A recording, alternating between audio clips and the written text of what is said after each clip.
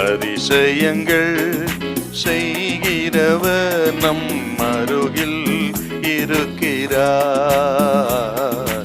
அற்புதங்கள் செய்கிறவர் என்றும் நமக்குள் வசிக்கிறார்.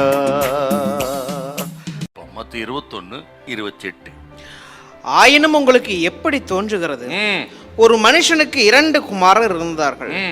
மூத்தவனிடத்தில் அவன் வந்து, மகனே மகனே நீ போய் இன்றைக்கு என் திராட்சை தோட்டத்தில் வேலை செய் என்றான். இங்கே இவன் மகனாக இருக்கிறான், எல்லா ஆஸ்திக்கும் சுதந்திரவாளி என்ற சொந்தக்காரன், தகுதியுடையவன். தகப்பனுக்கு பிறகு இவனுக்கு தான் சகலமோ. அப்படிப்பட்ட ஒரு மகனாக இருந்தாலும் தகப்பனுக்கு நீ வேலை செய்யணும்னு சொன்னார்னா என்ன அர்த்தம்னா, தேவனுடைய பிள்ளைகளா இருக்கிற நீங்கள நானும் எந்த விதத்திலாகிலும் ஆண்டவருக்கு ஏதாவது ஒரு ஊழியத்தை செய்ய வேண்டும் என்று அவர் விரும்புகிறார். ஏன் மகனை வேலைக்கு அனுப்புறாருன்னு கேட்டீங்கன்னா, தகப்பனுடைய ஊழியத்தை, வேலையை, திராட்சை தோட்டத்தை பராமரிக்கிற வேலையை மகன் தான் அன்போடு கூட செய்வான். கட்டாயத்தினால் அல்ல, வெறுப்பினால் அல்ல, நிர்விசாரமா அல்ல. தகப்பனுடைய திராட்சை தோட்டத்து வேலைய மகன் தாங்க அன்போடு செய்வான். இது என் ஊழியம், என் வேலை என்கிற ஒரு உத்தரவாதத்தோடு அன்போடு செய்யக்கூடியவன் மகன். ஆகவே தான் மகனே. இப்போ மகனேன்னு சொன்னா இன்னொரு அர்த்தம் இருக்கு.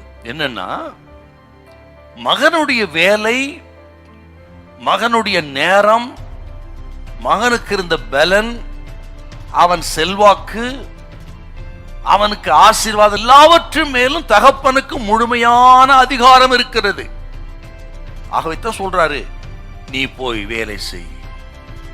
ஆண்டவர் நமக்கு கொடுத்த பலன், ஞானம், கிருபை, பணம், வீடு, வசதி எல்லாவற்றும் மேலும் கர்த்தருக்கு அதிகாரம் இருக்கிறது. நம்ம எல்லாம் குமாரர்கள் என்றார். இவை அனைத்தையுமே ஆண்டவருக்கு அர்ப்பணித்து ஒரு பாதத்துல வைத்து அவருக்கு செய்கிற ஊழியம் சிறப்பான ஊழியமா இருக்கும். நம்ம சொல்றோம், இது ஏன் வேலை, இது ஏன் பணம், ஏன் வீடு இருக்கலாம். அதை சம்பாதிக்கூடிய பலனை அவர் தான் கொடுக்கிறாரு. பலன், ஞானம் எல்லாம் அவர் கொடுத்துதாங்க. ஆகவே பணத்தின் மீது அவருக்கு அதிகாரம் இருக்கிறது. நமது வீட்டின் மீது, குடும்பத்தின் மீது, வேலையின் மீது, நமது சரீரத்தின் மீது, சகலவற்றின் மீது அவருக்கு அதிகாரம் இருக்கிறது.